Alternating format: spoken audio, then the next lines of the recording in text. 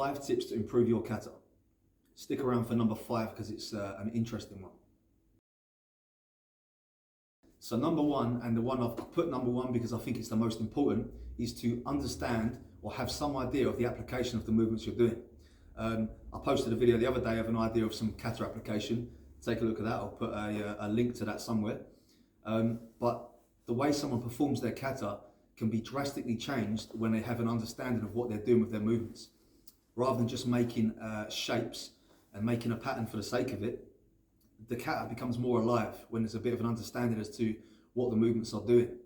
And also, a point on that, there's never only one way to do a specific thing in the martial arts. You know, the word art is in the title there. It's down to interpretation. I get a lot of comments where the people say, that's not the interpretation, that's not what this is for. If it works, then it works. And everybody's different. You know, someone might be taller, shorter, heavier, lighter. Different things will work for different people. And some things won't work for some that will work for others. So make the kata work for you and adapt to that. So number 1, and in my opinion, again, the most important, is to understand what you're doing with your kata. Okay, number 2 is to slow down. People rush through their kata all the time and they're skipping important detail in the kata for a start. This goes back to the previous point of understanding the application as well. If we slow down, we can tell the story more in the kata really, rather than just rushing through to the end. I see it all the time. People trying to get from the start to the end as quick as they can. And this could be because they don't fully understand or know the kata, so they're kind of trying to rush bits to get through. But if we slow down and allow the natural rhythm of the kata to take place, the kata's improved immensely. And again, it just goes back to the previous point of understanding the application. Once we understand the application, we can understand how the moves go together in terms of pacing, rhythm, and which sections may kind of go together and be separate from others. So slow down your kata. Number 3, break your movements down into smaller sections, or break your katas down into smaller sections. I used to just run through katas from the beginning to the end. You know, every kata I knew, I used to just go from the beginning to the end when I was younger and use that as an exercise. But really, this just ends up being a cardiovascular workout.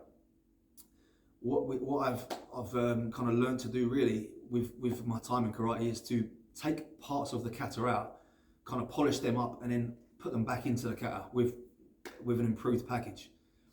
This is something people criticize competition karate a lot, but competing at the top level in kata has taught me to specialize and break things down and improve them specifically. You know, you're not going to improve your mistakes if you're just doing the kata all the way through from beginning to the end all the time, because what happens is you're just compounding mistakes. You know, take a section from it that needs improving, work on that, put it back into the kata.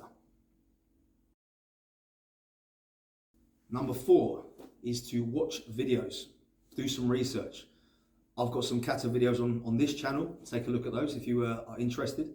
But just watch people doing the kata as you're training. You know, you get ideas from there about how to perform it. Maybe you don't fully know the kata in the first place, and sometimes that can help you to sort of address certain points you're a little bit unsure of. You can also get ideas from that. You know, some of the videos, again, like I said earlier, my videos have got some application in there as well. That can help to give you a better understanding of what you're doing. So do some research, do your homework outside of the dojo. It's not even got to be physical. You can sit there and watch it 15, 20 minutes of looking at a few different people doing kata and maybe discussing the points of the kata, and it's all going to help. It's all going to sink in mentally and then translate physically later.